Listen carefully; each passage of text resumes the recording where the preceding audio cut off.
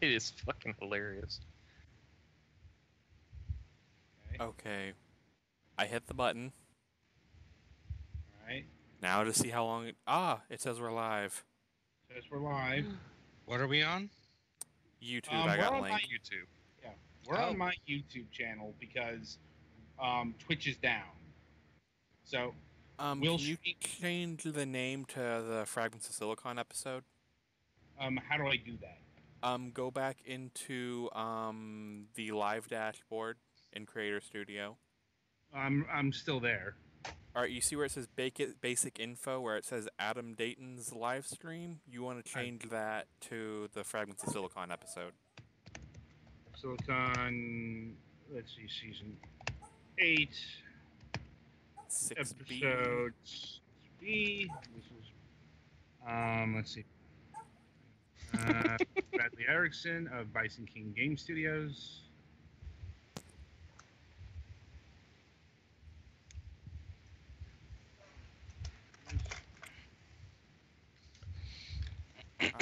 Throw this in the chat. Yeah, Twitch is still down. They just posted something a minute ago. Apparently somebody gave them the raspberry because they're still jammed. Alright. Alright, it should say the thing that it should say.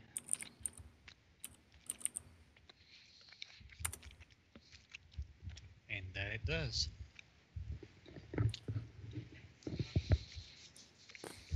Give me the link. Yeah, I can post it. Way ahead of you. Alright, yeah. So I had a cat walking across my keyboard.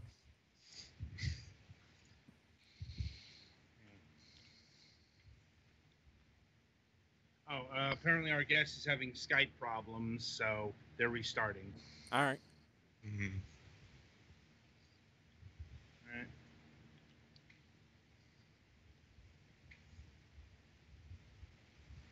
Alright, so I believe the audio is good. Yeah, it's good. Alright. It's good. So I will open up the game. Oh, wait. Alright.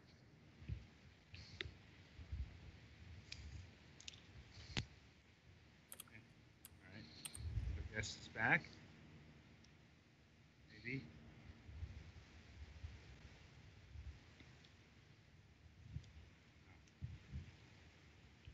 Alright, that's up.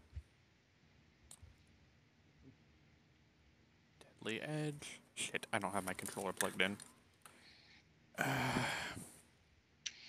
So yeah, I'm just trying this game out now.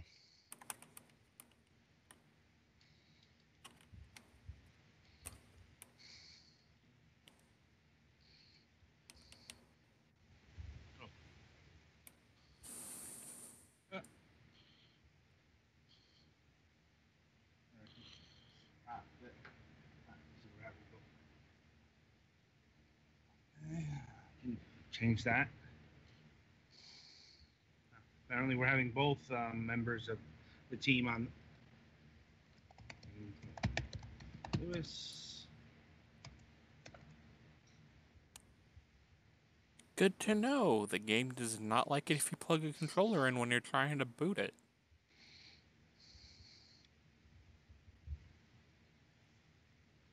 Doesn't like it how? It crashed. Oh, well, that's unfortunate. Yeah, some games do. I wouldn't know.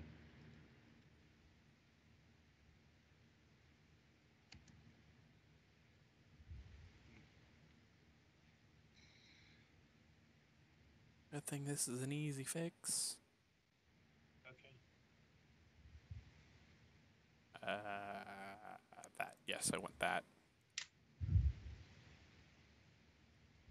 Stream health, video output low. That's odd. Yeah, everything's fine on my end. Okay, I'm just seeing what YouTube is recording. Fine, it's fine.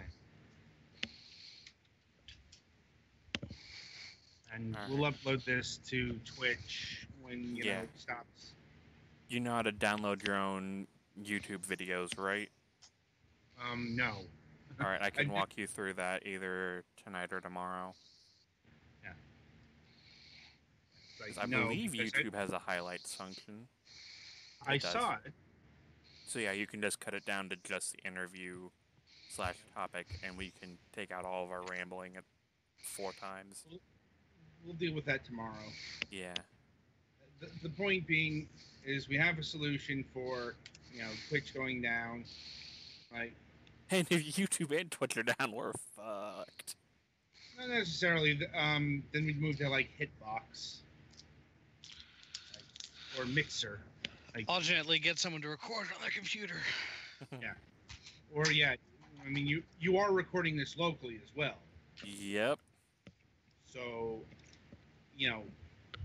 broadcasting is optional here. Yeah.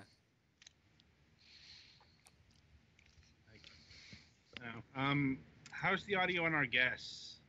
I can't hear our guest. Can you guys hear us? Yes. Now we can. Oh, there we go. Yeah. There we go. I was about to say, the guest was talking? You're a little quiet, but we can hear you. Testing. That's better. Lit. Mm-hmm. Might get some echo. We got 2 mics in there. So. Alright. How are you guys doing? Little frazzled because Twitch is down, so we had to immediately switch over to YouTube. My goodness. What happened to Twitch? We're still wondering. Nobody knows. Yeah. Site Alright. wide? Are you guys Fragments of Silicon on YouTube as well? No. Did we put the link in the chat for the I did. guest? Alright, yeah, Um,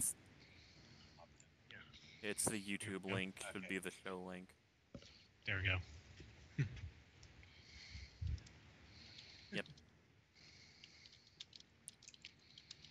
Excellent. So I guess this isn't the normal for you guys. Usually do it through Twitch. Yep. Yes.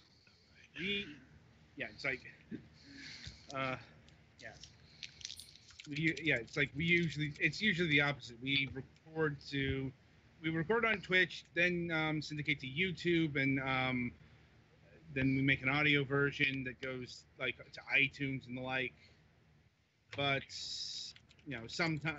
sometimes the technology doesn't want to agree, so you gotta plan around it. We've been here before. When I had to do 3 weeks of work in a matter of 15 minutes? Something like that. I mean, when our previous thing imploded. At least Yeah. this is just Twitch is down and not, oh, by the way, the last three interviews you did didn't exist. Oh my I'm gosh. like, Uh, that wasn't that many, but yeah, it's like never did manage to recover that last episode. But Disheartening, but that's why we don't use TalkShoe anymore. so you guys are who's out of? Where are you guys broadcasting out of? Where you guys live? oh, All over the All place. over. Yeah. One of the magic of the internet. Mm. like all over the nation. Like, So where are we talking? We're in Casper, Wyoming. right. Like I said, every member of the here is from a different place. I'm from Florida. Galax is from Maine. Petty Fan's from Missouri. Nice. Ogre is from Ohio, and We got corn and soybeans. Same! Twilight is from Kentucky. Nice. Yeah. So you're all on that side of the Mississippi, then. Yes, I'm like I- our executive producer, who's not here with us, is in Arizona. So Nice. Okay. you have somebody west of the Continental Divide. We're like smack dab on top of the Continental Divide. So. So when the great earthquake comes, you're the first ones to go down. Oh yeah, we're right next to Yellowstone, so that's gonna Oh, be one. so Yeah. if it blows, Yeah. we know what Go first. happened. Yeah. So I should stop throwing matches into it right now. Yeah. Well, tourists keep coming up here and falling into the into the hot springs and stuff. So I bet that doesn't end well. yeah, they get pretty much cooked, I think. Nah, it's got to be one of the worst ways to go. Yeah. But I bet you're delicious afterwards.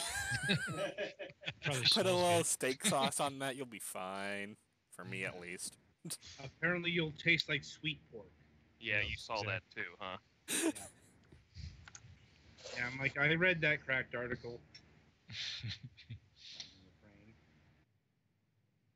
All right, so I guess last call for drinks and bathroom. Yep. Yeah. You So, guys are yeah, giving out looks like- drinks? I'm good. I'm good. Yeah. All right. So it looks like we're almost all ready to go. Neat. Oh shit, I'm not ready on audio. That's why I said almost. I'm Did you dumb. tweet out the show, Adam? Hmm? Did you tweet out the show? Yes. Yes. Oh Alright. right, it doesn't auto tweet anymore. That's right. Well, at least when we do it on YouTube. There's Like- probably a way to fix that, but that takes time. Yeah. Yeah. I'm like, I can just press a button here, and it'll, like on Twitch, and it'll go to any of the like. You know, doesn't display the right name, but Sort of generic share to social media button. no, it's got all the specific ones. It's the same interface that thing that Twitch has actually.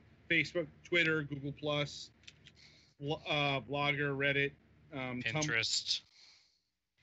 Yeah, Pinterest is next. I forget what. What is that? Something Russian. That's it's the in- script.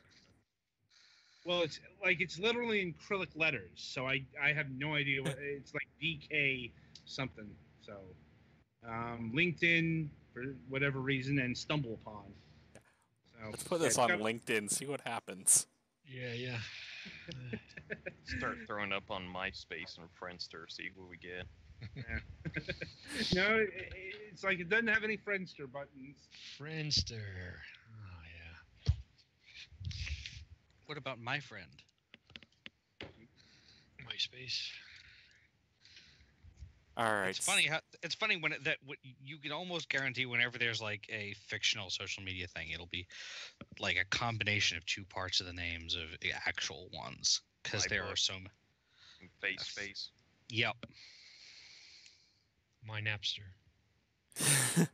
My Shazam. Face Space. I would not be shocked if that one exists in a few months. Right. Anyway, so we all ready to go here? I Yeah. think we're all set. All right. Oh, what? Hold on 1 second. I'm getting noises from somewhere. Is it the game? I think it might be the game. It's got noises in it. I noticed the game was Sorry very about that. loud. That's why I'm going to mute it. Hey, the noise has stopped. Oh, there you go. I wasn't going insane this time. It's just one of the built-in features. Yeah. It's annoying. All right. There's that. There's that. Am I missing anything else? Oh. The obvious. All right. I believe I am ready if you want to count down, Gollix. Okay, then we can begin in 5, 4, 3, 2, 1. The system is down, but Fragments of Silicon will persevere.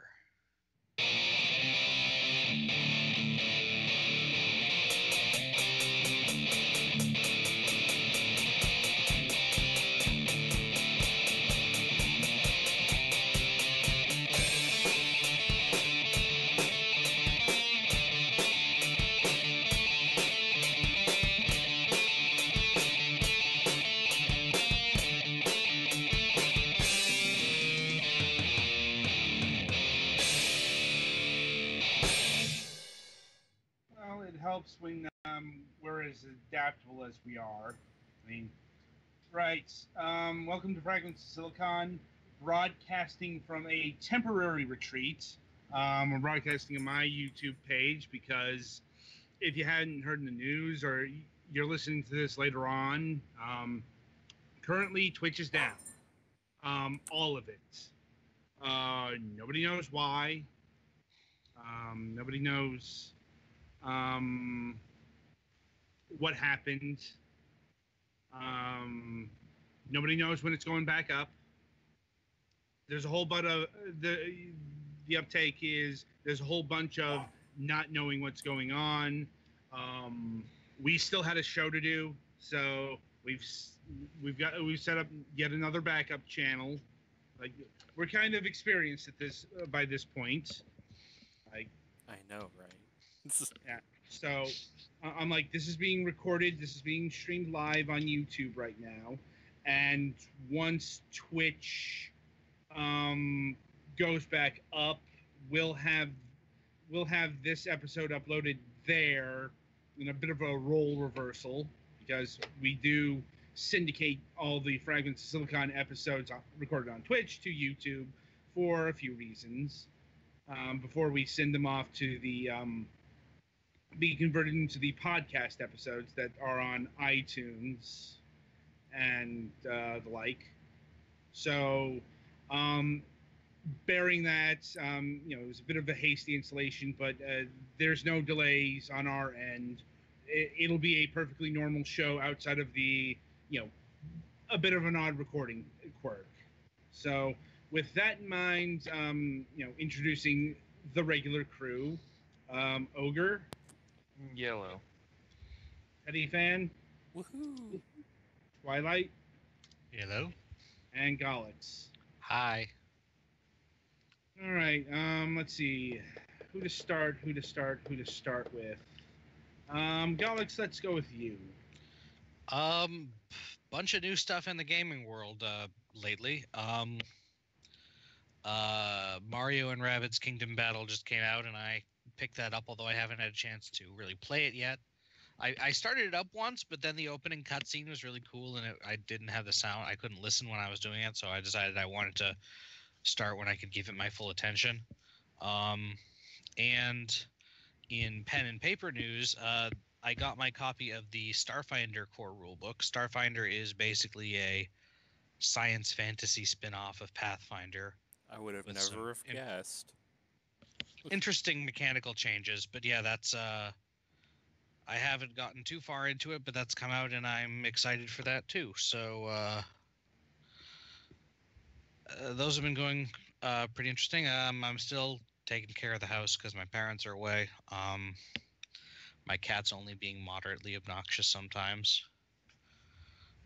I was going out this evening, and I had to get her in before I could go out, and she did not want that to happen. Yeah, other than that, not too much going on in this neck of the woods. Okay. Twilight. Well, I've been enjoying the cooler weather that we've gotten recently here. I guess we thank Harvey for that.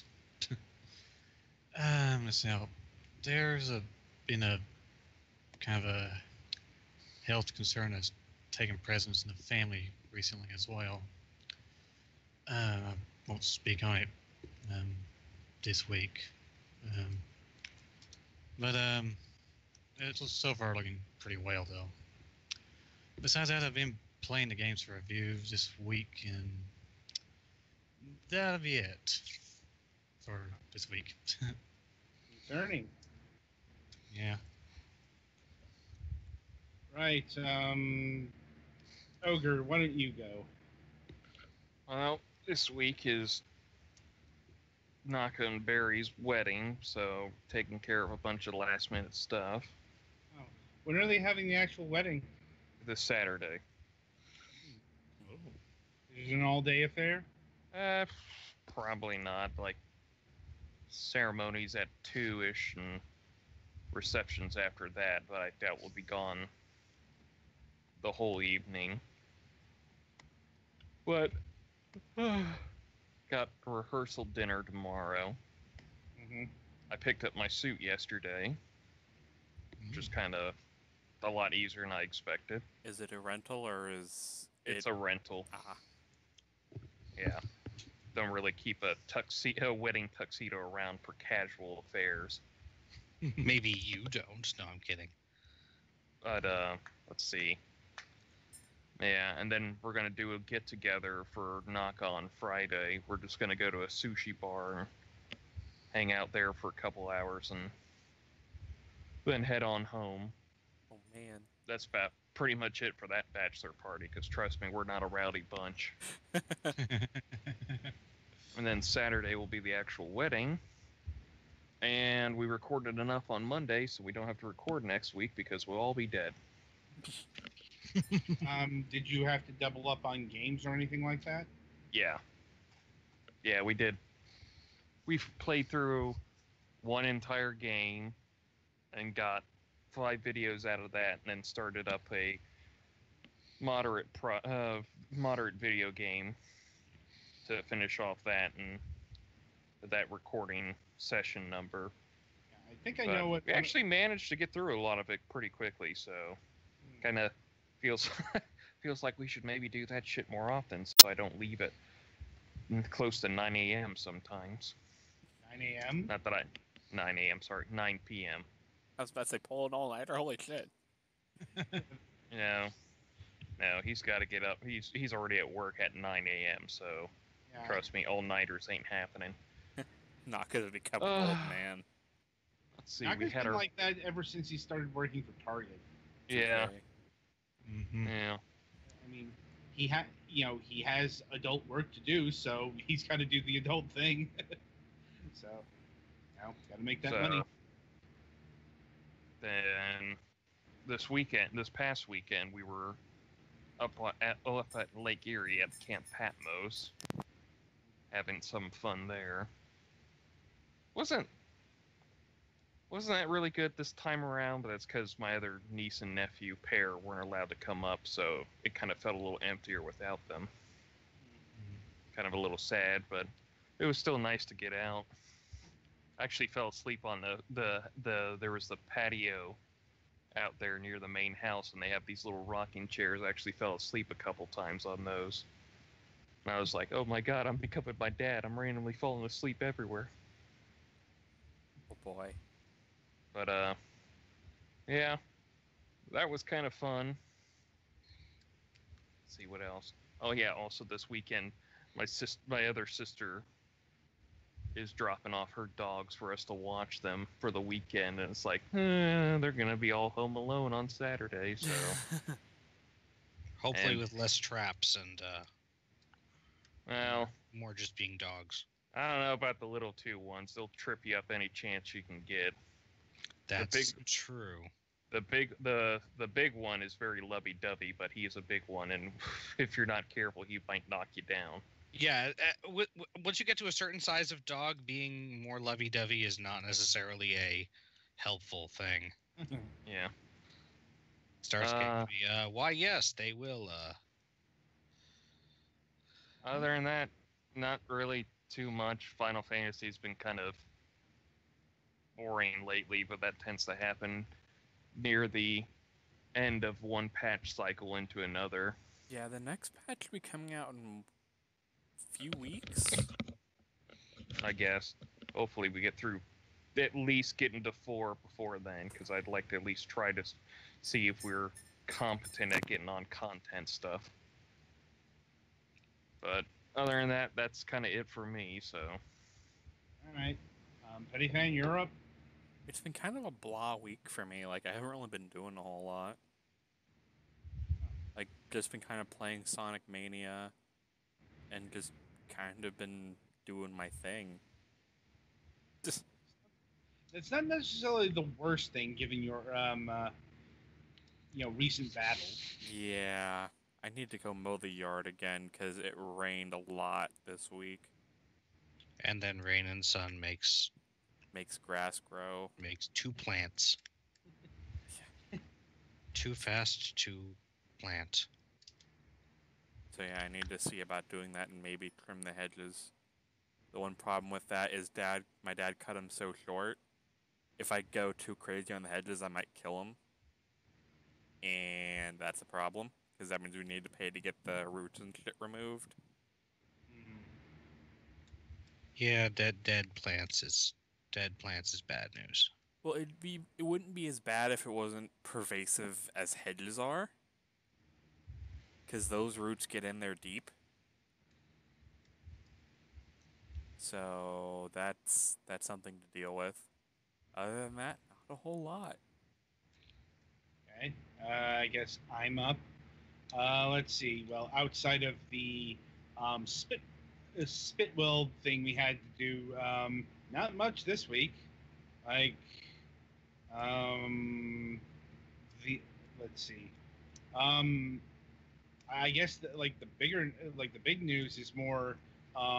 Mac finally released that episode of Starship Moonhawk. Yeah, the motion comic animated. It's a motion comic. They're billing it as, I believe. You know, still, it's like it's the thing he's been working on for about 6 months. A lot of work went into that. I'm sure Mac will have all the details on MSP tonight. But aside from that, we may be able to do we may be doing the Friday thing this Friday. We may not. It's kind of up to Mac's schedule. His Fridays were kind of locked up with this shit, and he's still got comic stuff to do. So we'll see what happens. It's it's something that's kind of beyond anyone's control right now. So, and I think that's about it as far as the news goes. So, merrily we shall roll along to the interview portion of our broadcast tonight. And this week we have Bradley Erickson and Eric Lewis of Bison Kings Game Studios. Hello. Hi. Right. So where to start? I guess my first question is exactly what is a Bison King? It seems to be a local Wyoming thing.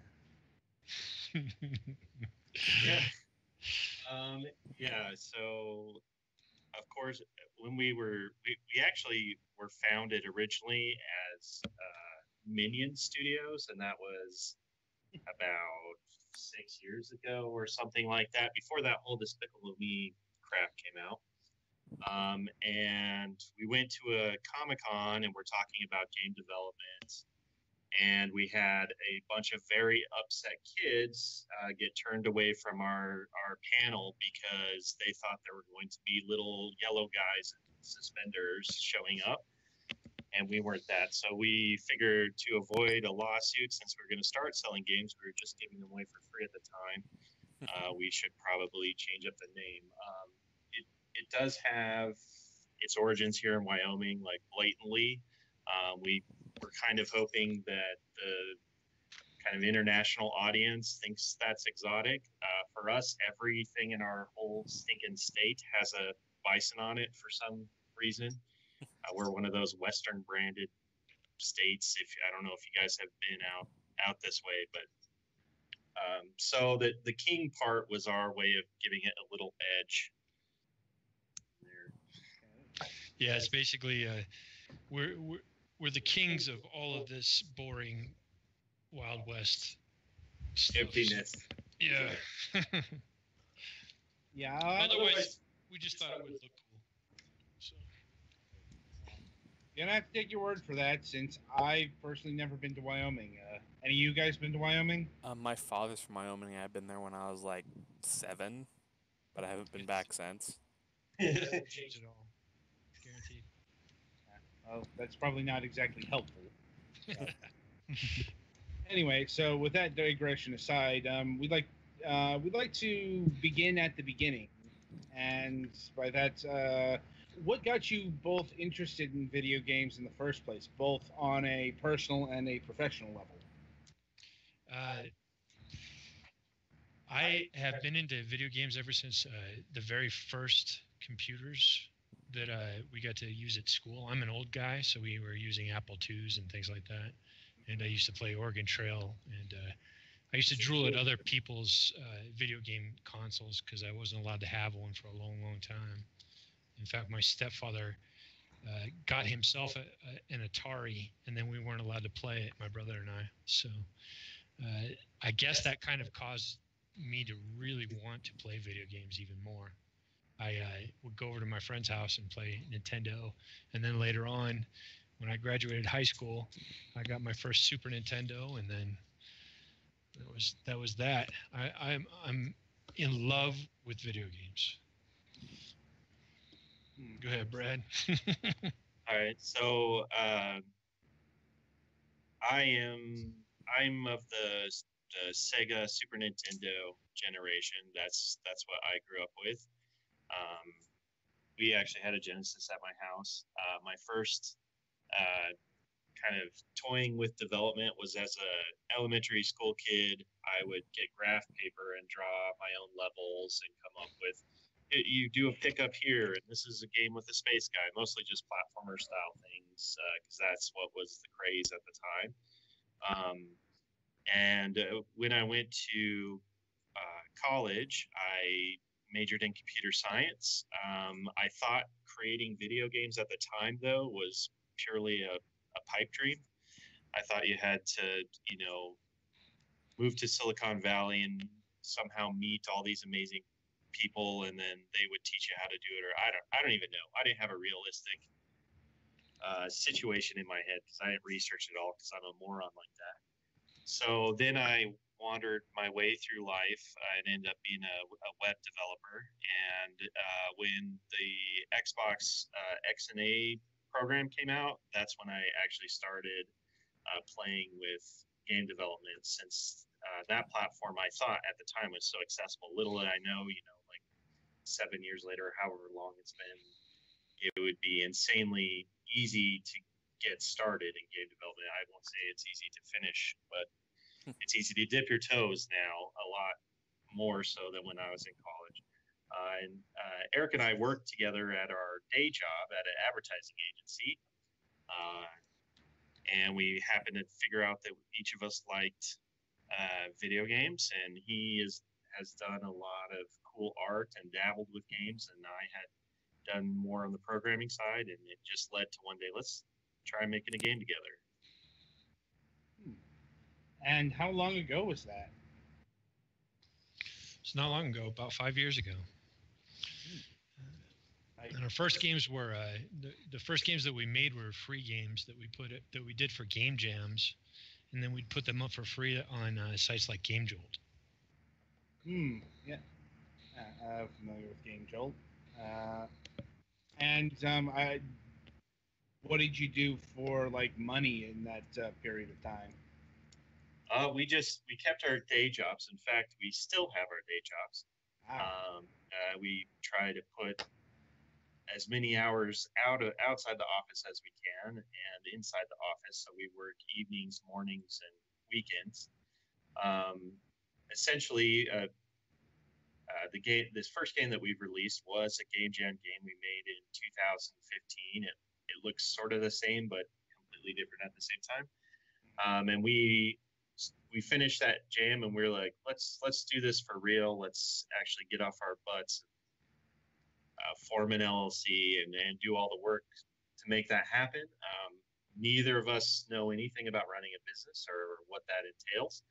So we heard about a competition run through the local university that is called the Casper Startup Competition, and it is for local entrepreneurs. And you go pitch a business idea, and then if you win, you get some funding money. So we decided, hey, at least at the very least, they teach you how to run a business through that whole process, as sort of. So we were like, let's go get some free knowledge, and if we win the competition, awesome. And we ended up being one of the 3 winners, and that included a year of free office space. So we were like, heck yeah. And so we haven't needed a lot of money. The little bit of money that we won, we kind of upgraded our computers, and we bought a Vive to do virtual reality games. And then we hired some contractors to do like the audio for the game, and we had this artist create a really awesome poster and websites and just kind of stuff like that. Like, I think you might be the first developers we've had on the program personally that that this is only a part-time affair. I mean, we certainly have a lot of indies, but they're usually, if they're not working on their own project, they're working on other projects or something like that, some sort of contract work. Well, we're both kind of older too. We started this stuff pretty late in our lives, so we already had established careers. I don't know if you'd call it a career, but we both work in the advertising agency, so we're making a pretty decent paycheck already. So it's kind of hard to give that up. We both have families and stuff, so for us, we've kind of approached it as well. Our costs are extremely low right now, and while we would love to be full time, we'd love to quit our day jobs and do this full time. That's the dream. We realize that sinking all of our life savings into it is also pretty risky. So mostly we just get our wives really pissed off at us because we're always gone. Yeah, and that's been the status quo right now. But we do put all of our heart into it. I don't doubt that.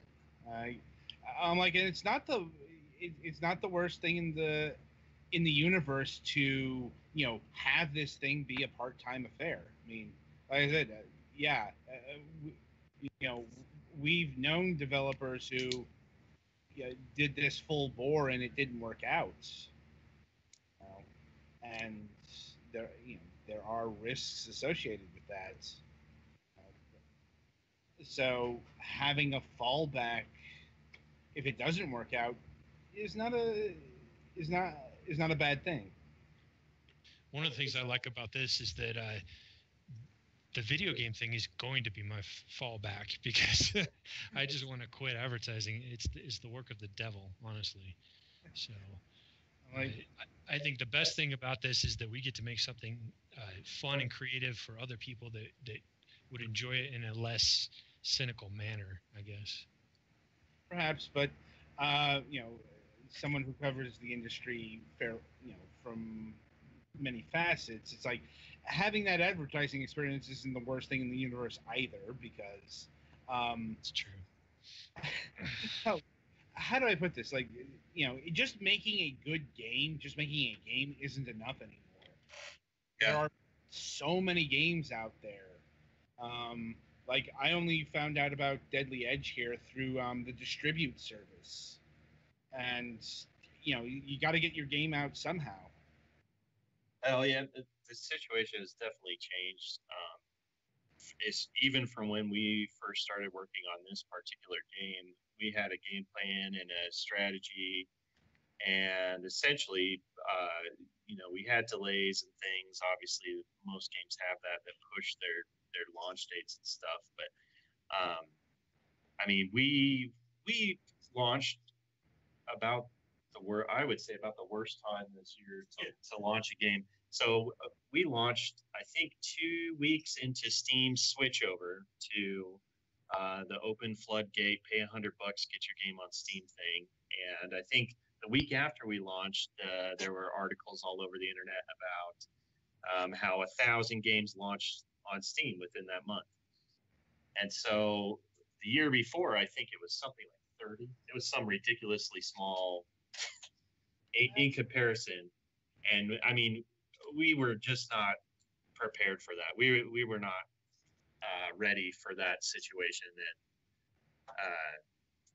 I don't know what the answer to that is. I think there's a lot of quality games out there that are going to get gobbled up in the next year or two, just by the glut that is going to be available on Steam. And unless you have a deal with Devolver or a major publisher who can, it's weird because it almost feels like it's gone back to a traditional model, like we're almost back into the 90s because of the state of of Steam at this point. That you're going to have a publishing arm that's going to be putting the game in front of people for a year before it comes out, so that you can be known at all. Because it's only going to get worse. If it's 1,000 in the first month, it's going to be worse than the App Store. Well, I mean, the answer. Well, there isn't an answer. There are answers, but I'm like, I guess the answer is, well, marketing and advertising. You know, it's like no matter what new bold steps and mediums take hold, these things are always going to be there because, well, you got to get people's attention somehow. And as far as what that entails, there's a lot more options than there were in the 90s. I mean, yeah, there's still the major publishers, but there's also indie publishers like Devolver Digital and Adult Swim Games. There's indie PR firms. There's a lot of indie platforms like Terminals and Distribute. So the marketing options are a lot more wide-ranging than they once were as well. It's just, just dropping your game onto Steam isn't the guaranteed bona fide success it once was. Oh, absolutely. And the front page, it used to be that you could get your game on the front page as soon as you launched. And what would happen is it would stay on the page probably for about 24 hours, and at least you'd get a little bit of visibility. Now it's not even possible. We appeared on the updated page, is that right? The updated tab on it, and that's it. We didn't even appear on the front page at all the entire day. So Steam is definitely not the way to make your game visible in any way. Not unless you maybe if you have a hook or something like that, say a Stardew Valley, but it's tough. I think Stardew Valley launching in 2018 would need to bring their audience with them. If there is a indie developer that's just dipping their toes out, like, you need to be generating your audience outside of Steam or in the Steam community first, because Steam has no idea what your hook is. As Eric said, our game on launch day one, it took 4 clicks to view it on Steam. You had to go to New Year releases, then you had to go to popular, and then as the hours counted away, it just got buried. So even if it doesn't matter, I think someone had mentioned earlier, it doesn't matter if you make a great game anymore. It matters if you can adapt to this new marketing field, and you can let people know that on X day this game is going to be out and it has these hooks that are going to bring you there. We've seen this before.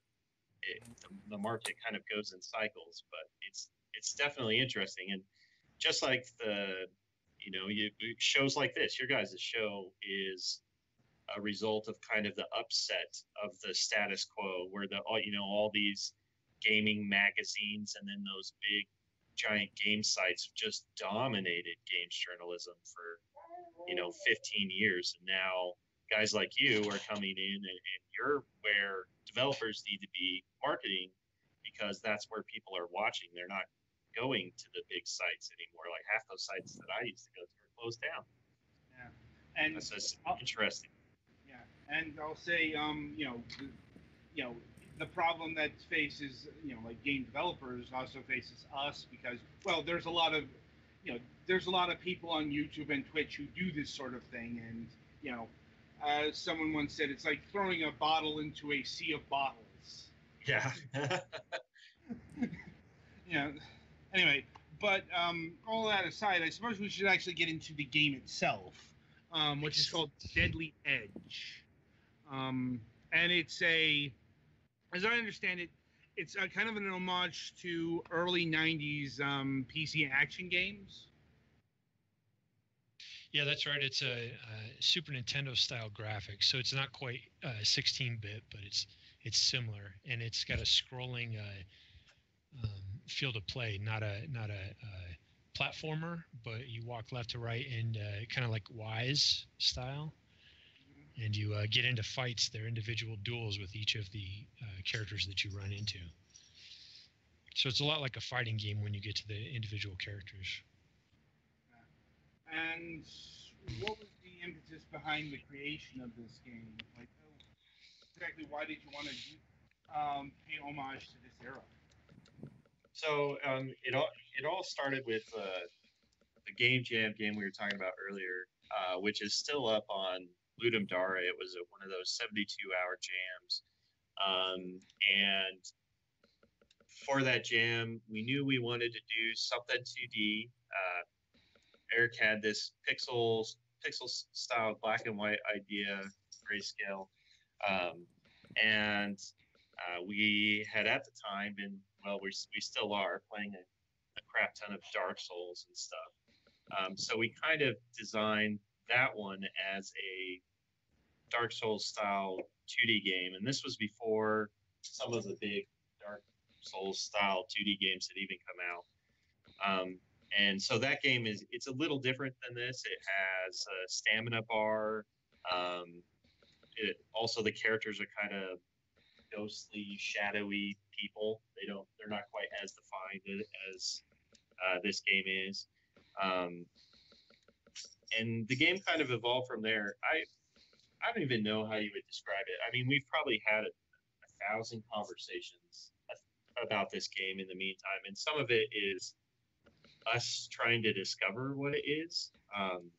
We left a lot of the Dark Souls inspirations behind. And the game has had so many iterations. We have had items that you could pick up. We had these armor jewels that you could get that were that would, like, you could level up with and stuff like that. And essentially we just kept dialing it down until it became what it was. Even if you look right now, the weird black smoke fog that kind of blocks you in, that kind of turns it into these fighting games restricted space levels. That some of that stuff, like the prepare to battle banner, all that stuff happened pretty late in the game's life. So it was less of we set out to make something, and more of it evolved into what we have today. And I mean, we didn't release this as early access or anything like that, but the game is continuing to evolve. We have ideas that we're working on, like we're working on getting cancels into the game right now, so the player can cancel his moveset, and we're tightening up some of the enemies. We want to add new enemies. At one point, we talked about it that every enemy should be like a mini boss fight. I don't know. It's a very strange game to talk about because it's so different than what we expected. We were building at the beginning, and then what it turned out to be as well. It seems that way from given what you've said. Like, it is, from what I've played, it is rather parsed down. Like, I didn't see any items or anything. Like, and so how did you work on the combat mechanics of this game? Well, the combat mechanics are they're basically a paring down of a kind of Castlevania style fighting mixed with a few fighting game ideas. So the match starts off and you have a little taunt, and then all of a sudden you get thrown in with a couple buttons that you can use, and then you have a block and a dodge button. So you've got rolling and things like that from Dark Souls, but other than that, it's the kind of a Street Fighter 2. Hit him with a heavy, hit him with a light, and you can duck, things like that. We decided that we wanted to try something that was like Castlevania, but we didn't want hordes of enemies coming at you.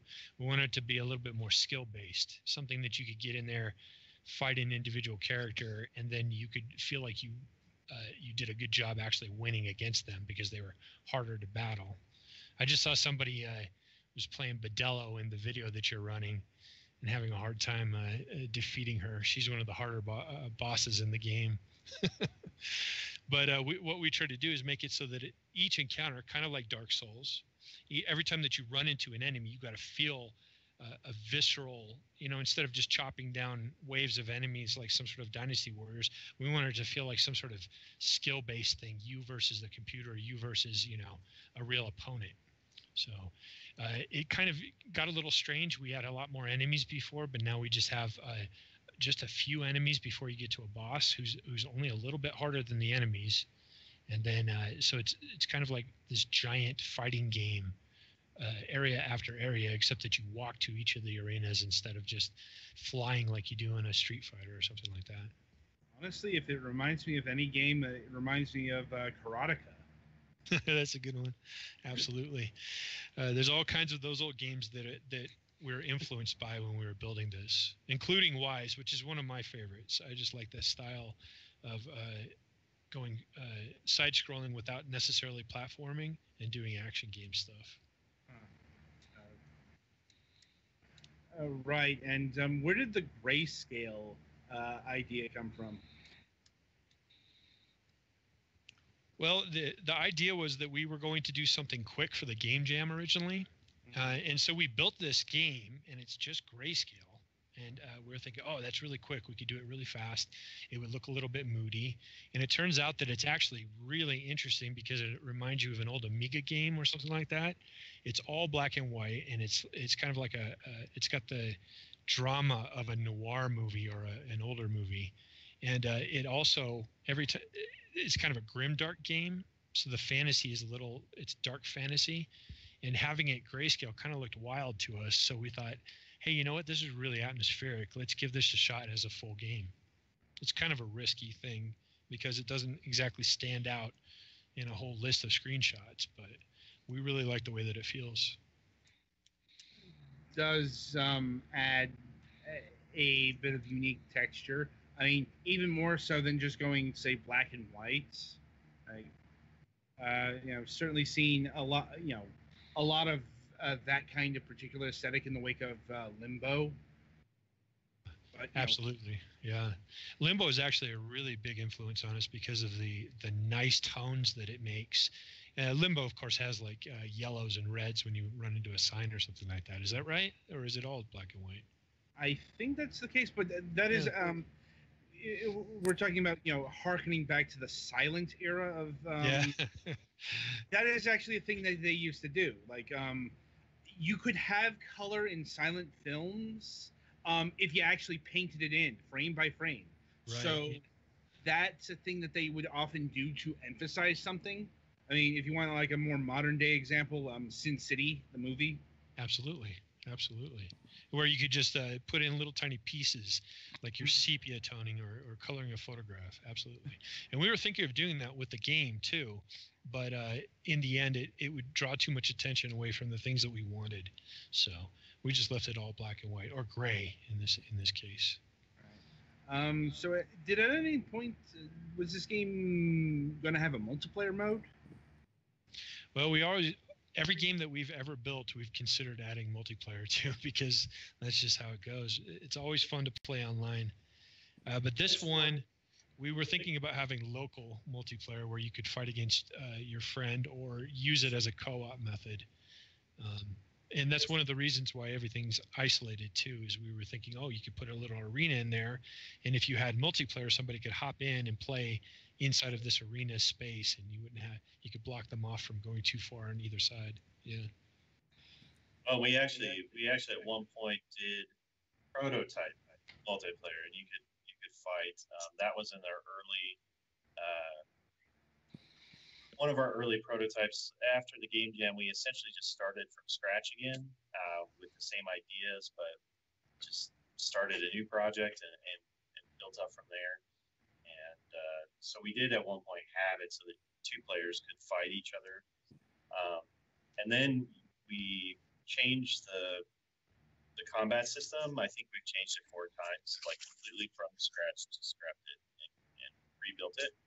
Mm-hmm. And so the multiplayer unfortunately didn't survive that. That's something we've talked about adding back in, or things like that. We I had originally programmed it in such a way that any character that we added to the game could be playable by a player. So I would just do kind of a hot swap on the controller, and you could then be using that character's moves and things like that. And that sort of still exists, so it would be possible to add in the future. Huh. So you could add like at the very least local multiplayer to the mix. Yes, yeah. We have a huge giant stack of things that we want to do, so I would say that one is pretty low right now. Although we are really huge fans of local multiplayer games like Crawl, or I'm trying to think of some other ones we've been playing lately. But it would all depend. If people were interested in that, it would definitely move higher up in the list. But right now, it's more just if we have time. But Fair enough. Like, imagining something like I don't know if you've played any of the Needhog games. oh yes, That's Yeah, one of yeah, the first influences that we had was the idea that you could make something so simple like that Nidhogg, where it's got the joust-like controls where you go up or down in order to stab at each other. We thought that was really elegant and a nice way to build a game. Have you played the sequel yet? No, not yet. No, we've been dying to though. It has crazy art, and it looks just as fun.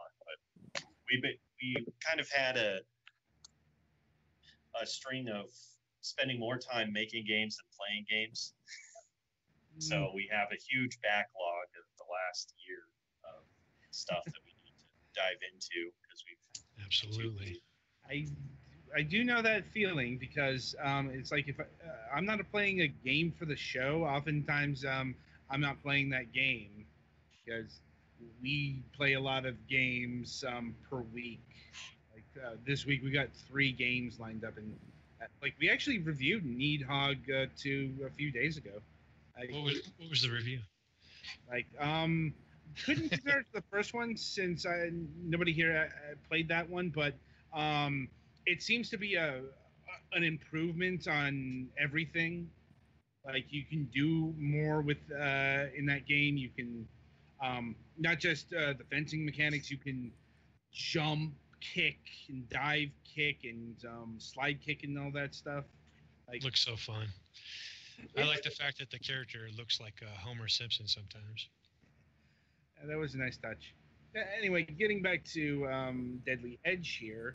How long is the game on average? Like would it take you about 3 hours to get through? 8 hours? I'm not even actually sure. We know that we've had people play it, and one of our good friends is super into games. He played it, and I think he got through in an hour and a half. But then other people, it's taken them a lot longer. Some of it depends. Even though we don't have items, we do have a lot of lore, and we have a story that the story of the game is told mostly through discovery. You could really go from one end to the other and have no clue what was going on, fight everyone, and get to the boss or any of there's 2 endings currently. You could get to either ending and not really have any idea what was going on, which you can do with most games. But we have nooks and crannies and areas that you can explore that increases a lot of the game if you're going to reading all of this lore and things like that. The other aspect of it is you can't fight all of the bosses on one playthrough. As you're kind of seeing here in the video, you took the top branch in your first save and you headed up to the girl with the 2 knives. And this branch here that he's on, you're headed to a separate boss. And if you beat either of those bosses, it locks out the other ones. And so there's a few branches like that in the game. There's actually 2 branches where there's 3 possible bosses, and then 2 branches where there's 2, and there's 16 bosses. I'm trying to remember the count off the top of my head.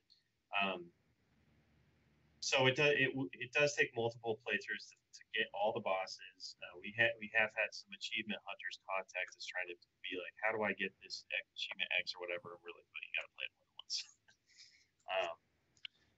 So I would say my best guess is anywhere between like an hour for faster folks who can get through the fights and don't die, and then for people who take their time with it, it's probably going to be 3 or 4 hours. And then if you have the extra playthrough, you'll have a little bit of time, although there's less incentive to gather story that you've already gone through or things like that. And in terms of development engine, was this game built in like Unity or any sort of middleware solution like that? Yeah, we did use Unity for this. We used the 2D version of Unity, and we were surprised that it could do it in the first place, and then we were worried that it wouldn't do it pixel perfect, which is a valid concern because it's a 3D engine that doesn't have much reputation for it. In the end, we got it to work pretty well. It has some problems, but Unity definitely worked for us in this case. I don't know if we'd ever go back to it, but that's not the most encouraging of endorsements. Well, the thing about it is that Unity is very difficult to use because it's not made to be a 2D engine. And although they took a lot of time and care to build a system that was very similar to a 2D engine, they didn't quite do enough research on the version that we worked on to make it viable. I'll give you an example. Pixel sprites, you need to have an exacting pivot, and that pivot is where all of the controls for the entire character come into play. And the pivot is a variable. It's a variable point in Unity, whereas it should be a very solid, place. And what happens is you start building your character and they start bouncing around on the screen, or they have incorrect physics because it's not a solid, I don't know if that's the best example, but that's the one that I could think of that really got me upset. They're not made to be a pixel engine for sure. I'm sure you could make a nice 2D engine that could use some artwork that's more like Ori and the Blind Forest or games like that.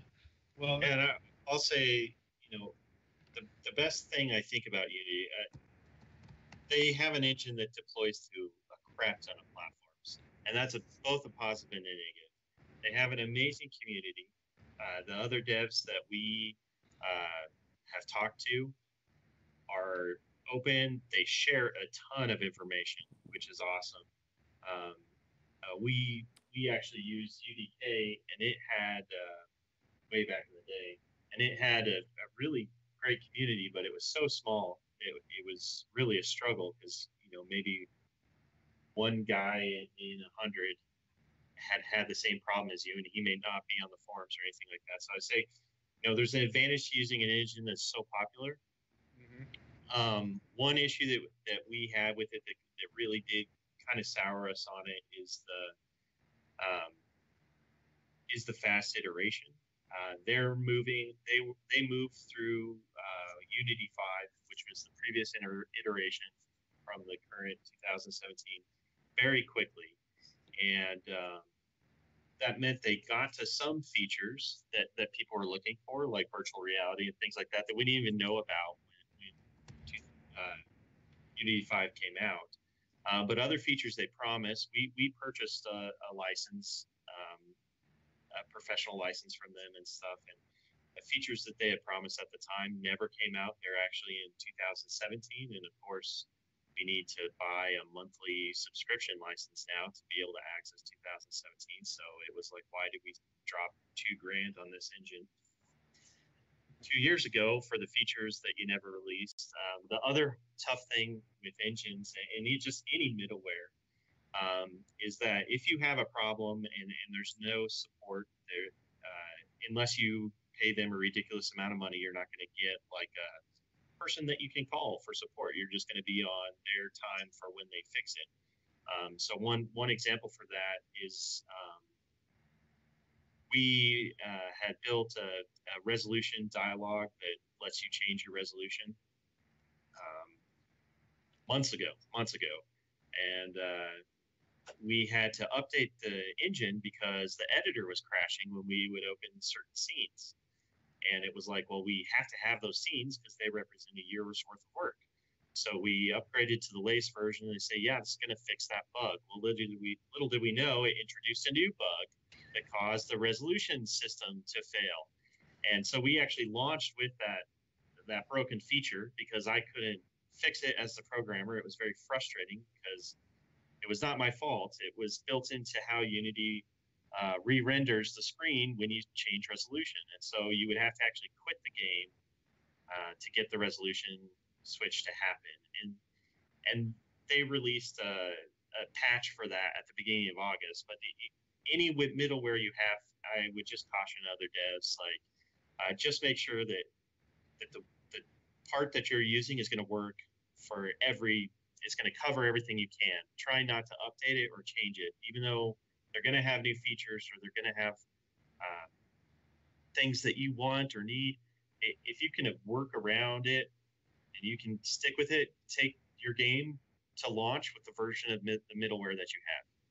Don't constantly update. Don't get the latest features or whatever. Like once you pass that prototyping stage, make sure that it all works. And I mean, the Unity is amazing for fast prototyping, especially in 3D. And the 3D games we've done it, I've been really happy. Especially, I'm very comfortable with the C# programming language. I'm very happy with that language. But we're definitely exploring other options for the next title that we're working on.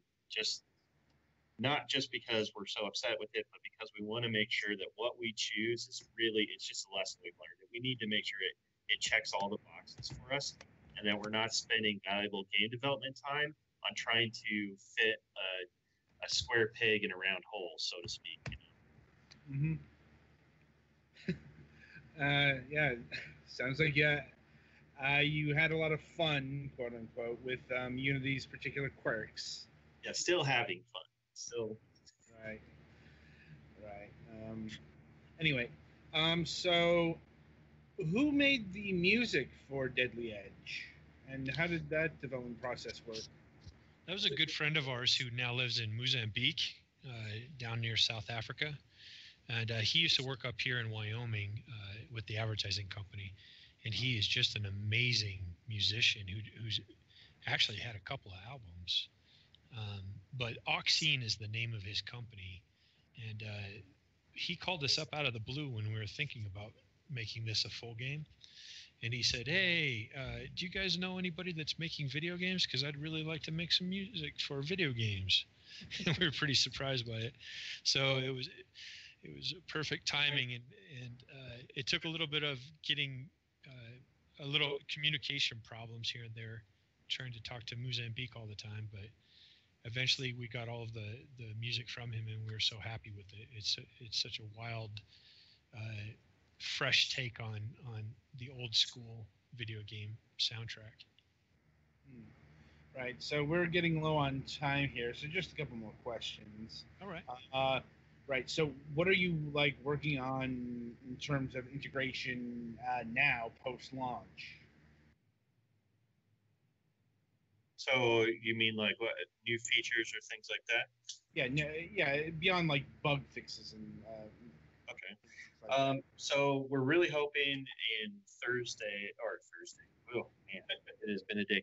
In October, our goal is to release a new set of content. It's not going to be DLC or anything. It's just going to be added to the game. And our goal right now is there's some kind of secret places in the game that you get to, and they just feel kind of like dead ends. And we want to expand those and expand some of the story and offer you some different locations and some new types of enemies that have a different style and add to the story a lot. We're also, besides our giant list of bugs, we're working on still tweaking the combat system. It still, I think, has a lot of work left in it for us to be really happy with it. Some of that is going to involve cancels. We're rebalancing a lot of the enemies to try and make it a little bit more of a plateau, so it's challenging, but you're not hit with too hard of people at the beginning of the game. It kind of balanced that out a little bit. And then we've had requests, especially for more combos and move sets and stuff like that for the main character. So that's stuff that we would like to add to in the near future. Long term, we'd really, there's more locations, more enemies that we've talked about and had planned out. Even the multiplayer thing we've talked about. The one thing we do plan on doing is it's all just going to be free. Like, we're just adding it to the game as we go. We don't have any plans to like release a DLC pack or anything like that. As long as you've already bought the game. Well, right. Yeah. And we've looked into some of the other platforms to release it onto, like Congregate. We've talked about making a demo and seeing if people respond to that, and if they'd be interested in playing a demo version. Or there's that new platform, Jump. I don't know if you guys have heard of that. It's kind of like a Netflix for games type of thing. And for that, they require the game to be in HTML5. So we've talked about putting the game into HTML5 and seeing if they would accept it. We also have been in talks with the major consoles, and as the game progresses, we'll debate whether we want to submit that to them or not. We're at a point that we can submit games to them, but we haven't submitted the game yet. So until we're really happy with it and feel like it's where we want it to be. Makes sense. And is Deadly Edge just on Windows, or is it on Mac and Linux as well? So currently it's just on Windows. We actually work in our office. It's completely Mac folk at the advertising. So all of them, of course, were like, we want to buy your game. And then they're like, oh, none of us can because it's only on Windows. Obviously, with Sense Unity, we can do ports to Mac and stuff like that. The biggest challenge is right now, I don't really want to just create the package and then put it out there and they'd be like, hey, let me know if it doesn't work for you. So neither of us own a Mac, so we would have to test it on it first. But I think a Linux build is higher up on the list until we can actually get a hold of a Mac to test it on. Right. And I think that'll about do it for my line of questioning. See if the team here has any other questions that they want to ask. I'm good. I don't have anything particular. I haven't had a chance to play the game too much yet, so I'm hoping I'll come up with some later. But all good. We got a baby in the house. If anybody does play the game and they want to leave a comment for us on this or on our own on the games site itself, or like on the Steam page, we would love to get any type of feedback we can get. So far, the response has been light, and we only have one review on Steam at present. So we'd like to get any type of information we can on whether you guys like it or what everybody thinks about it. Well, in those, we're doing a review of the game on Sunday. Mm-hmm. Fantastic. That'll be we do our reviews. Well, we stream it live, and we'll have the episode. Like, send that to you on Monday or Tuesday, depending on circumstances. Fantastic. Yeah, and I guess just lay all the bugs at my feet because there's still a few weird things that don't exist in the editor, but people are reporting to us. So. I have encountered some bugs, like some really weird ones. Yes. Like a lot of it involving pressing the A button and being booted to the title screen for some reason. Yeah, that one just came up in the most recent build, I think. Eric was playing it, and I was like, what just happened?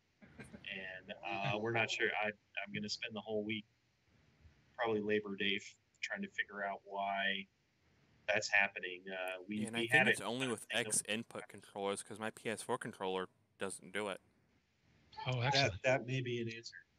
That may be. I may have solved your problem. Yay!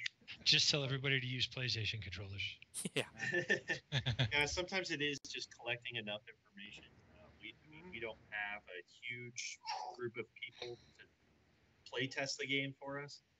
Unfortunately, we need to build some of those contacts because you can play it and it works fine on your thing, and then you put it on another computer and you want to tear your hair out because everything just falls apart. Well, that's how it's the an interesting PC. part of game development. That's how the PC industry developed. Yes, yes. Mhm. So, Now- if you have a bug report, let me know. I'd appreciate you helping. Okay. We'll see what we come up with. Anyway, so thank you both for joining us and taking time out of your schedule. Thank you. Thank you for having us. We really No appreciate problem. No problem. The game is Deadly Edge. It's currently out on Steam for Windows. It's selling for $9.99. And I suppose my last question is: are you looking to have this game out on, say, Humble Bundle or GOG or any other service? We do have it on itch right now. GOG is in the plans. We have to submit to them and get approval. And then I think we filled out to get onto the Humble Store, we filled out all the business information. So we just need to get through the process of getting the game up there right now. All right, then. All right, Petty Fan, play us to the next segment.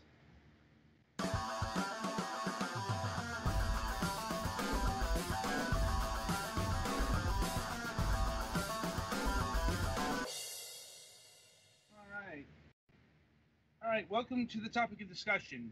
And this week we are talking about crunch. So, Oh man, I love that cereal. Oh, hell yeah, Captain Crunch. I'd go for some of that right now. I was never too particular about regular Captain Crunch because, yeah, that hurt my mouth. I preferred peanut butter Captain Crunch. Oops, all berries or get out. I'm like, Crunch berries were Fuck too you all. good. I can mix and match them, all of them together right now. I'm like, now I'm getting. Oh shit, we got a topic to talk about. Crunch time, everyone. Anyway, so a bit of a backdrop on this. Last week, Wednesday, in fact, a letter was circulating on social media. I think it was on Kotaku? Polygon. Polygon. Yeah. Polygon. There we go. Yeah. And we had somebody basically defending Crunch. I'm like, I guess a little where- background is needed beforehand on what crunch is. Well, does anyone else want to do that, or should I go? Basically, Crunch time is procrastination as a industry practice. not really. It's more they don't let you move back the deadline, so you're basically working all-nighters. Even if you're not Hey, did procrastinating. you like sleeping for 8 hours? Too bad. 7 of those are now work, and the other one is more work. But yeah, you're basically put under intense emotional and physical stress to try and get a game out. Mm-hmm. Fucking Yeah. Bethesda. I'm like, it's not just one game company, and it's not just something it's not a uniquely American phenomenon. Oh Like, god, no. In Japan, there's literally a word for working yourself to death. yeah, like Kaori or something like that. Like, I know what I know the word, but I forget the Yeah. word. I know it too, it's just, pronouncing Japanese is hard. Uh-huh. Alex, do you have any? I don't recall the exact word. Karoshi or something like that. Yes. Yeah, Karoshi. Karoshi. Overworked death. Mm-hmm. And, also the video game industry is not the only industry that experiences crunch. Crunch is actually quite prevalent in all sectors of the tech world. Mhm. And the reason why we're talking about this is this personage is ultimately coming down and defending crunch, saying it's a good thing. And it's not. Yeah. People have literally been driven to suicide because of crunch. Among other things. Yeah. Like- There have been some people who've been, permanently disfigured. The list goes on. This is not something someone would want to defend. I'm like, and yet crunch is always. I'm like, I'm not sure if crunch can be eliminated. Yeah. Especially in the AAA scene. Well, it's also, keep in mind, it's not just a AAA thing, because I'm like, the reasons are different, the rationales are different, but crunch absolutely happens on the indie scene all the goddamn time as well. You know, the difference is you're doing crunch in like the AAA sector because that's your job, that's your livelihood. If you don't do this, then you have no job. Yeah. I'm like, yeah, it would be easy to say just push back the release date, but that could literally cost them thousands of sales. Yeah, I'm like, and on the indie scene, it's more due to misguided passions, I guess is a good way of putting it.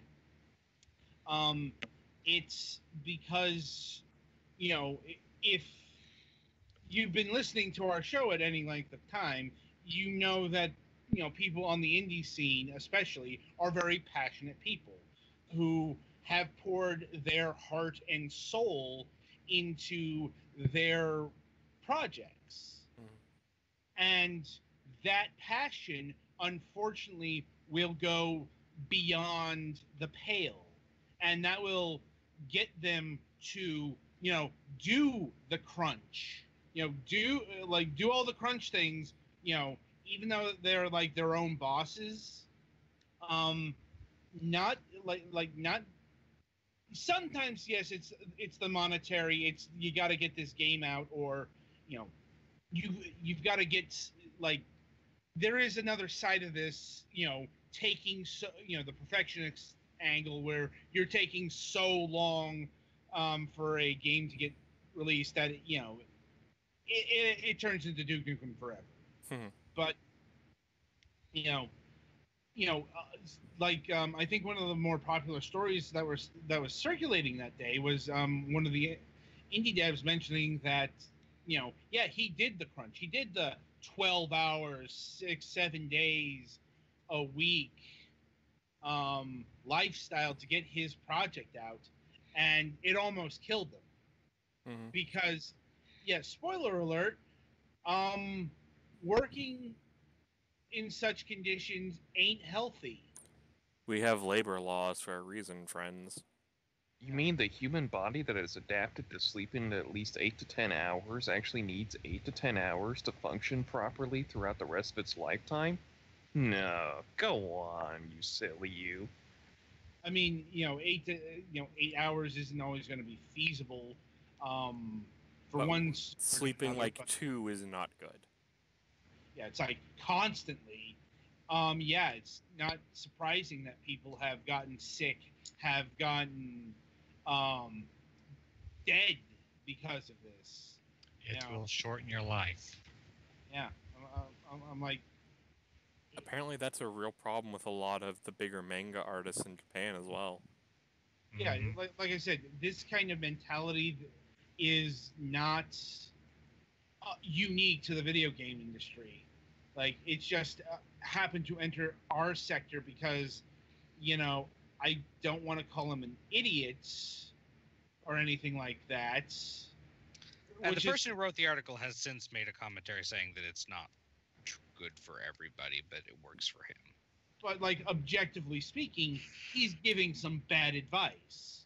Like, you know, I mean, I can sort of sympathize as I have the particular brand of autism that really is only capable of working within like 2 hours of a deadline. But Yeah, but this isn't I- just I like wou- I 2 wouldn't- hours. I This would- is like multiple weeks. right, and that's I wouldn't give that as advice to anyone. yeah. And like I said, you know, these are easy things to say. These are obvious things to say, but you know, implementation is so much harder because of, you know, various human conditions. You know, like I said, sometimes it ain't your call to work crunch. You know, Yeah, and that's the real problem. If it's you working crunch because you have your project that you want to do, well then that might be a bad idea, but you won't have only yourself to blame. When it's a company trying to make people work crunch to get something out, that's not healthy. you know, and it's not just you know, your actual health, it's the relationships around you, because not surprisingly, being away for, you know, weeks at a time, you know, being exhausted is going to wreak havoc on the home life as well. You know, like hints, this can lead to shit like divorces and stuff. It's not just accurate. You know, it's accurate in many ways, and you know, personally, I it's not something I could ever recommend. But like I said, it happens regardless, and is always going to happen as long as there are people who value that holiday deadline, for example, over anything else. It's like this, and here's the real kicker: that mentality isn't necessarily wrong along the ways that they're thinking, because, you know, to it, you know, they've got to get this game out by, you know, this November because that's the holiday season, and they miss the holiday season, they are absolutely not going to get the sales that they were going to get. And no, or another example is you're working on some license project, and the license is about to expire. Yeah. Yeah, Or You are like you back you in are the- not you are not very likely to get GoldenEye out of that.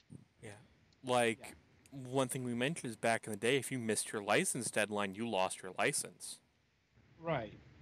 And that still holds true today. It's just licensed games are so much rarer. You know. They're mostly Yeah. on mobile phones, which are easier to make a game for compared to something like a console or even bigger PC.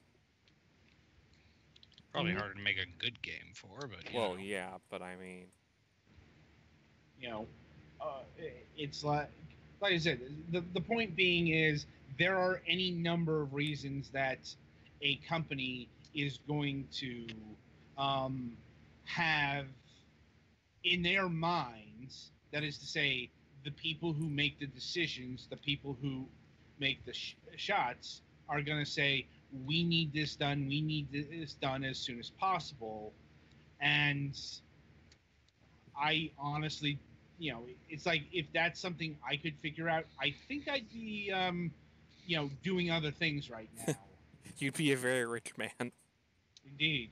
Like, figuring that shit out is kind of like the key to, you know, making a lot of money. And then, you know, I know the irony there, but, you know, it is the truth, because, you know, this is a problem.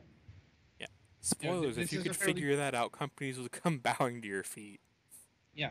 That being said, if you're, you know, if you're somebody on the indie circuits, you know, it's like, if you can avoid it, yeah, don't do it. Like, just don't sacrifice your body, your relationships. You know, don't sacrifice, you know, the really important stuff for any game, like any project. Like, the, you know, there's really Dying nothing. ain't worth it. Yeah, it's like, Yeah. I mean, maybe if you were like working on the cure for cancer, okay, I'd say maybe that's something that would be worth the price. But you know, you're working on a video game. You're working on, you know, VR goggles or something like that. No, like, you know, tech like this, projects like this that are not pointless or frivolous, but you know, a lot less important than, you know, the example I cited or something like that. It's like, yeah, you know, don't do it. Like, and honestly, that's really all I have to say about crunch. Is there anything else anyone else wants to add with the topic? One thing to note about crunch is a lot of times it isn't just people wasting time. It's publishers wanting to make changes, but they don't want to push back don't want to push back development time to make those changes. So they're putting extra stress on their employees because they want something different. Yeah, or it's some change, or it's something that's been implemented, and it turns out it takes a lot longer. Like, an engine change is a good example. Like, somebody decides to, oh hey, I don't want to, you know, use Unity anymore. I want to go to UE4. Well, that can be really hard depending on what stage of development you are. I mean, Yeah, if this is like 2 weeks before release and I want to go to UE4, you might have a violent revolt on your hands. Yeah. I'm like, that is actually what happened on Daikatana. Like, Daikatana. That's why I brought it up. Yeah, I'm like, no, that is literally what happened. Well, except for the ARM part, but there was, you know, they switched from Quake 1 to the Quake 2 engine. They thought it was going to be simple. But it turns out the Quake 2 engine is completely fucking different. You know, took a lot longer. The whole story, you know, it's like half the dev team quit in protest. You know. Anyway, so anything else? I think I'm good. All right. Yeah, I think that pretty much covers it. Yeah, I got nothing else coming to mind. All right then. So that'll about do it for this installment of Fragments of Silicon. Hopefully Twitch will be back up and running sometime here soon. Like, your guess is as good as mine. It's still down. Actually, Yeah. it's back up now. Oh, it just came back up? Actually, it came back up just after we started this segment. Okay, I see it back up. Thanks, Twitch. Yeah, so we'll try to have this episode up there as soon as possible. And hopefully whatever's been going on has been fixed, so we don't have this happening on Sunday. But before I get to that, what do we got going on MSP this week? MSP tonight we are having Zepla Dean. She makes Final Fantasy 14 machinima videos. I'm like, Oh boy, machinimas. I'm like, it's been a long time since we had a machinima personage. Probably since Ross Scott. That was a long time ago. Yeah, and also she streams on Twitch as well, so I'm like, somehow I'm thinking that she didn't stream anything tonight. well, she's also lives in the Ukraine, so she's probably just getting up right about now. See, right. That aside, the week ahead. On Sunday, we actually have 3 reviews. One of which is first up is Offensive Combat Redux. I'm the only one who got a code of this game, and Yeah, that wasn't the best choice by the developer Yeah, because you said this is kind of a multiplayer heavy game. it's not a well, it's a multiplayer FPS. I'm like, um, and there aren't that many people playing it. Like I can like if I hit the random like join a session button, I'll be able to get into a multiplayer session. But like playing something like um, capture the flag or team deathmatch didn't yield any results. Like, or at least none that I was willing to wait for.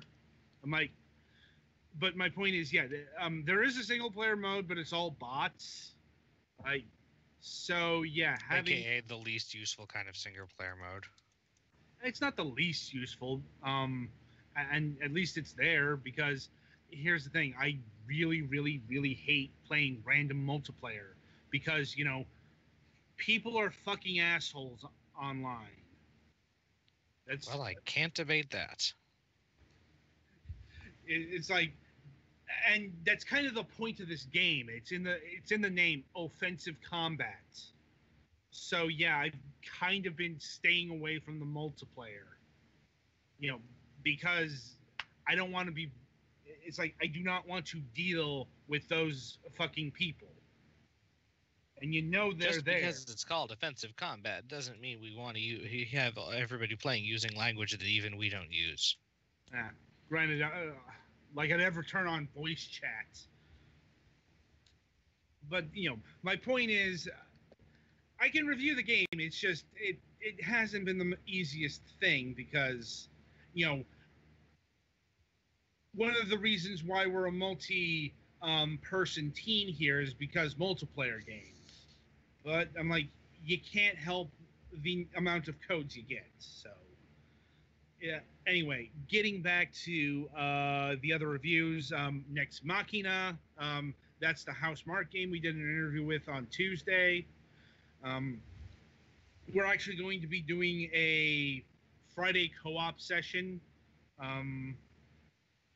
with that because it does have a co-op mode, although it's only 2 players, so I'm only going to need Petty Fan for that. And Deadly Edge, the game we just did an interview with. Funny how that lines up, isn't it?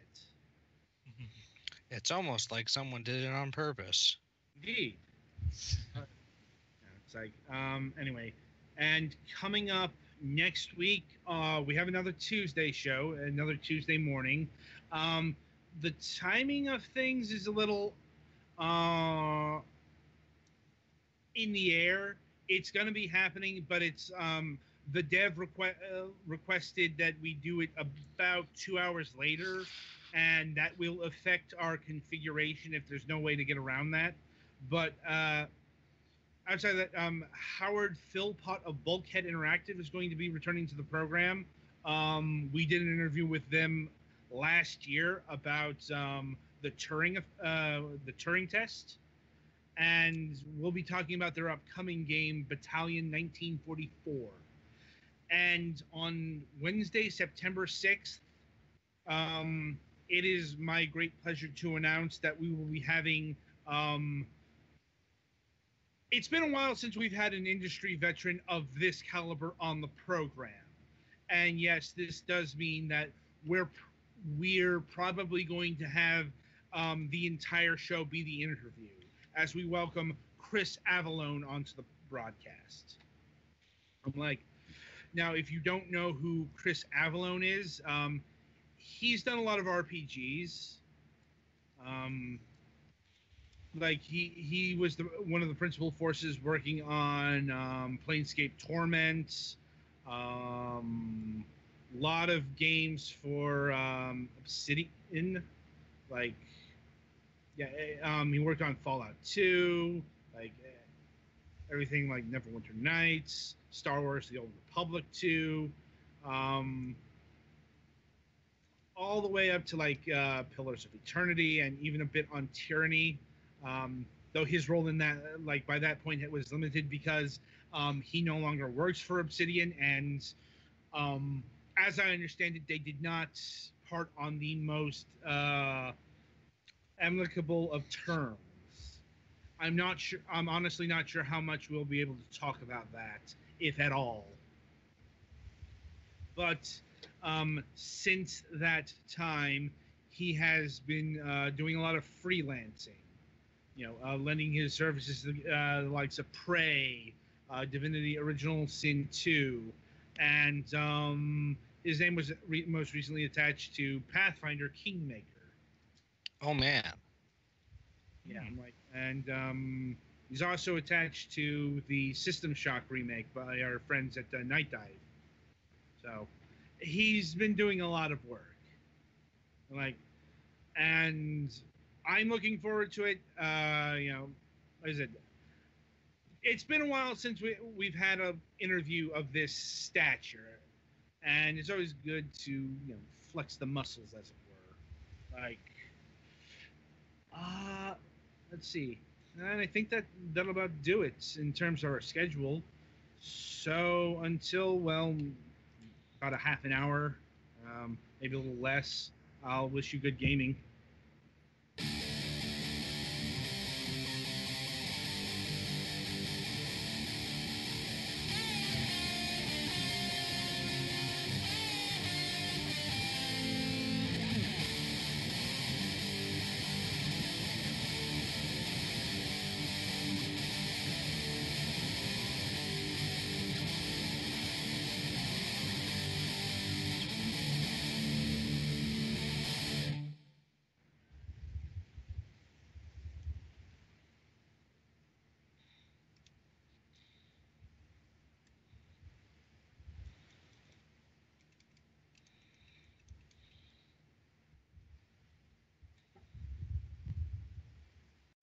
Alright, we're still on air, but I put the post show thing up.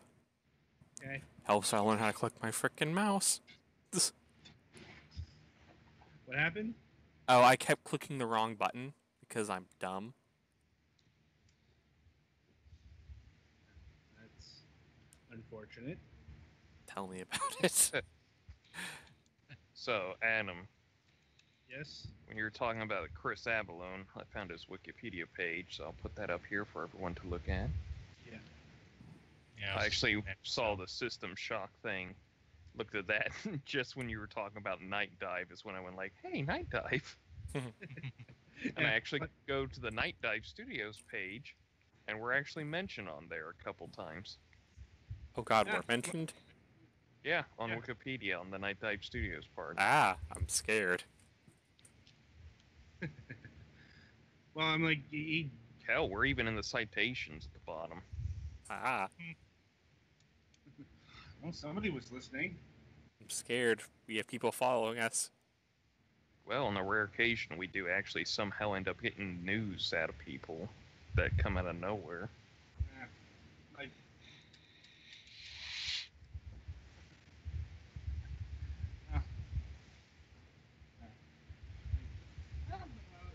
like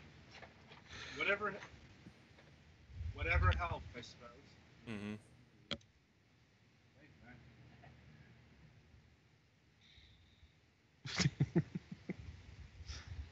Anyway, yeah. Anyway, I thought that went pretty smashing. Mm-hmm. Mm-hmm. My broadcast isn't really the concern. It's the editing and shit. It's not that bad. I still don't want to do it. That's why I do it live. I will deal with that another day. God, that is a bright moment of levity we need in this moment. Hmm? It's a guy just making his neighbors laugh during Harvey and everything. He goes out in the middle of the street with a plunger and just pretends to plunge the water. And he goes like, give it about 5 minutes.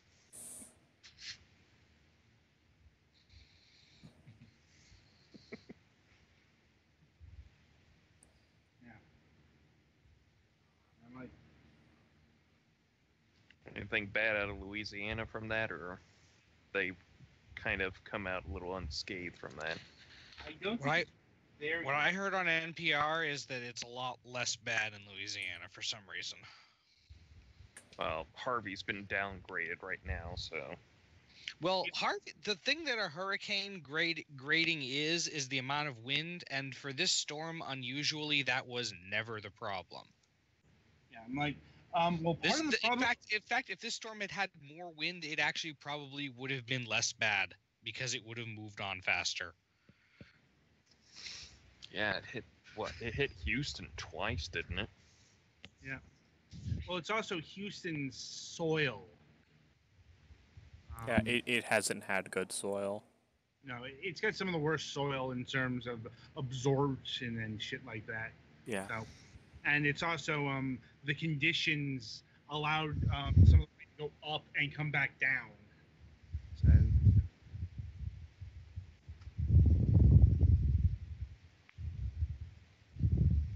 Somebody's breathing real heavy into their mic. Not me. That might have been me, but I just moved a little closer to the mic.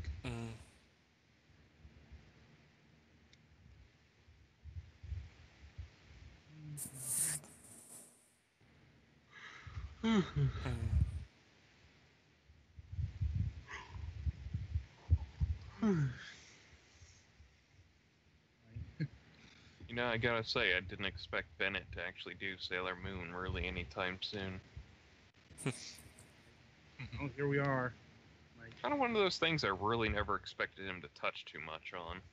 Well, it's probably because, as he admits, he's not a fan of Sailor Moon. Like, it ain't his thing. Like, no, Not that hard to understand, really. yeah. You know, and in fact, he never struck me as the magical girl type. Like, I wouldn't expect him to be reviewing, anything else in regards to the genre. Oh, come on, you're not waiting for the Cardcaptor Sakura review? I'm actually watching that series right now, and it's pretty good. That would actually be an interesting one, because that got a chop shop thing, like Escaflowne did. Oh, from what yeah, I understand. God. That got a chop shop thing that makes Escaflowne's chop shop thing look like gorgeous by comparison. Yeah, it's They showed probably they showed like half the episodes. it was bad. It was really fucking bad because it had all the But problems. it had that same problem as Escaflowne, where it was like a main female character, and they're like, nope, gotta make the male one the focus. Yeah, but at least like they had to cut out all of the episodes that Shaoran isn't in, which is a lot of them. Didn't they They cut off like a started third of the series? They started on episode 8 because that's the first one he shows. That's like the first one he shows up in, or one of the first ones. Yeah. Suffice it to say, if you're gonna watch Cardcaptor Sakura, watch the Japanese version. Or at least Or- I think they might have redubbed it at some point. I don't like- think they ever did. No, they Yeah. they released two versions back in the back around that time. There was the there was Card Captors, and then there was Card Captor Sakura. Card Captors was the one that aired on the TV, all edited and chopped up, and Card Captor Sakura was the full series. And they had a pretty hard road ahead of them to localize it to try to make Shaoran look like a card captor and a significant character, because he gets, over the entire course of the series, I think maybe 12 cards out of like 60. He still gets more cards than he did in the manga. Although That's because there are more cards than there were in the manga. yeah, I don't think in the manga he might have only got like one or two, but Yeah, and from what I read, Clamp insisted that Lee get more cards. Like Clamp insisted a lot of stuff there. And also, isn't it like next year the new anime is coming out? I think so. Like, I'll be honest, Card Captor is something I couldn't get into. Like, I think for me it was because there was a lack of a primary antagonist. Like Mhm. the cloud cards themselves were the um, quote unquote evil that had to be stopped. Yeah. Like I And think it later became what the fuck's his name? That was basically the reincarnation of Clow. Like Earl or something like that. possibly I never got that far. Like I got through like the first season, like the first 13 episodes, and I was just bored out of my skull. First Because I'm season's 30 episodes. um whatever. Point is, I'm like not. It's like having the cloud cards being a force of nature just wasn't that interesting. Mhm. And I'm like, and and I know Cardcaptor has its fans, but I'm like, that's one of the things I really liked about Sailor Moon. It's not just the good guys. The villains were, for the most part, interesting. Like not every villain, but I mean, technically, UA is also an antagonist, sort of, but that's a testing thing. Yeah, he was like what, an antagonist for 2-3 episodes. Well, I don't know exactly how long it was, but it was kind of a whole thing of trying to make sure Sakura is worthy of Yeah, I was about to say the competent. cards. Like, wait, no, that's not it. Yeah, but no, it's important to be worthy of this stuff because even if there are some cards that are really stupid, there are also some cards that are really kind of ridiculously powerful. There are some cards that could literally break the planet. Mhm. And Adam died. Oh no, he's got to take out the guests and everything. Yeah. So I can add Seppi. I'm never saying that again.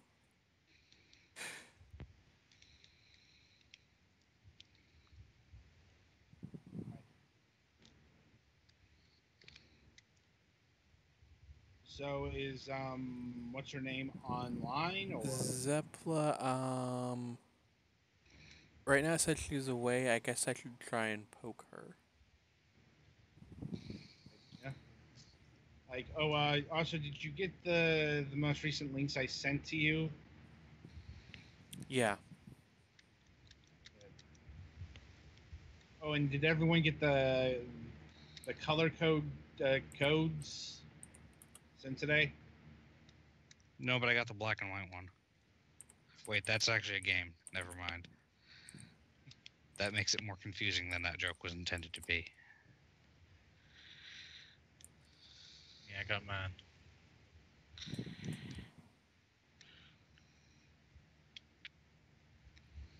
Do do do do do. I could be showing up like this week of all weeks since Mhm. he has animation.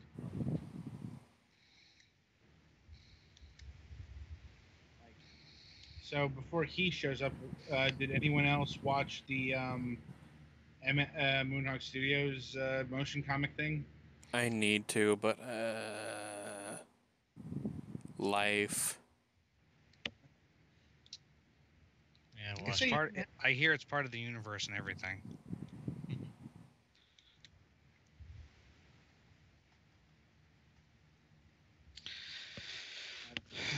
you know he he's gonna ask this, right? Mm-hmm. Yeah.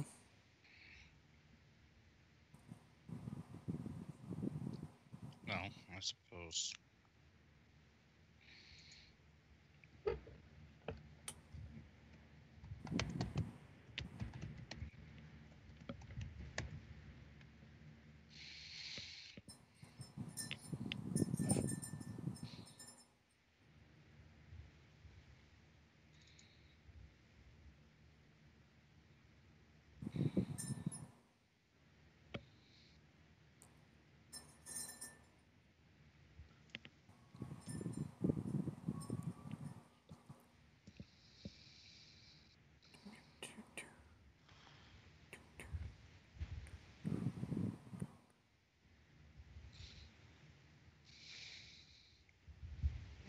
Mm-hmm.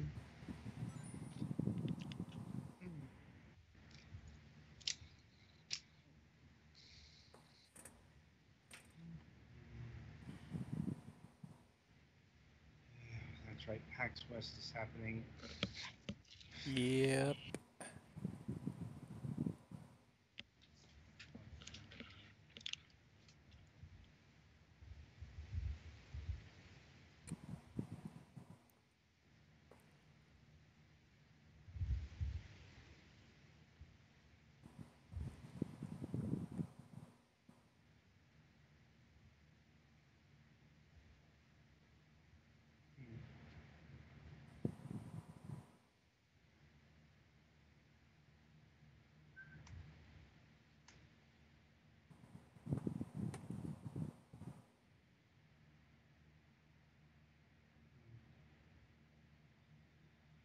Labor Day this weekend.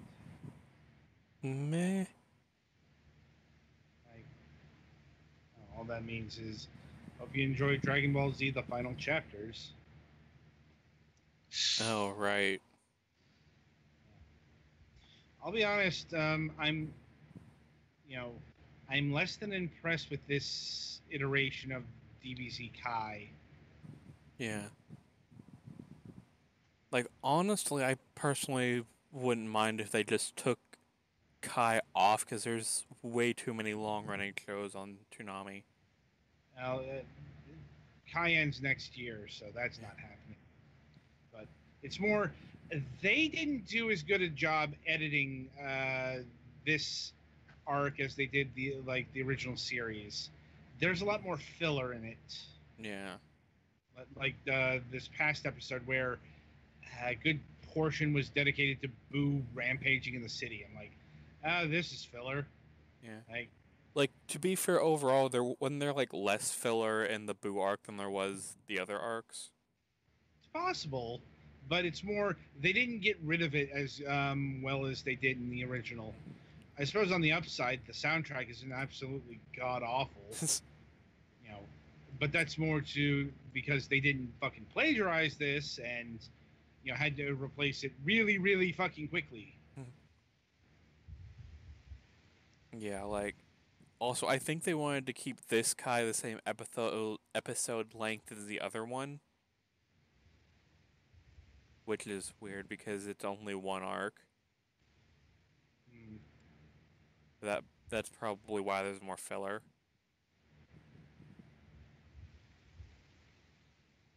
To milk that DBZ money train. Indeed. What's that? You mean we can make people buy 6 discs?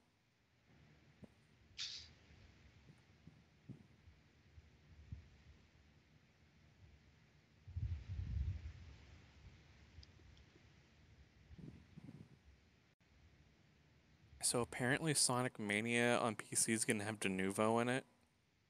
Yeah, it does. Mm-hmm.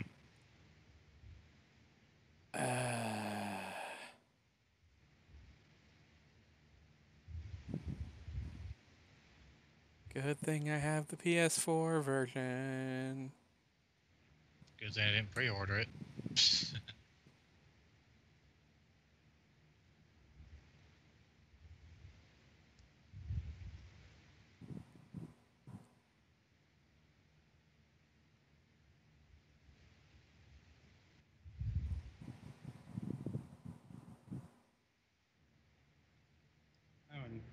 Apparently Cowboy Bebop's coming back in 2 weeks. Yay. Meh. I think I'm probably the only one here who is not a big fan of Cowboy Bebop. I like it, but Adult Swim kind of ran into the ground for me. They've done, what, 10 loops of it? More than that. Far Way more than that. It's been on there just about since adults, since they started showing anime on there. Fuck. That being said, it's been about 3 years since it last showed up. I'm honestly more sick of standalone complex than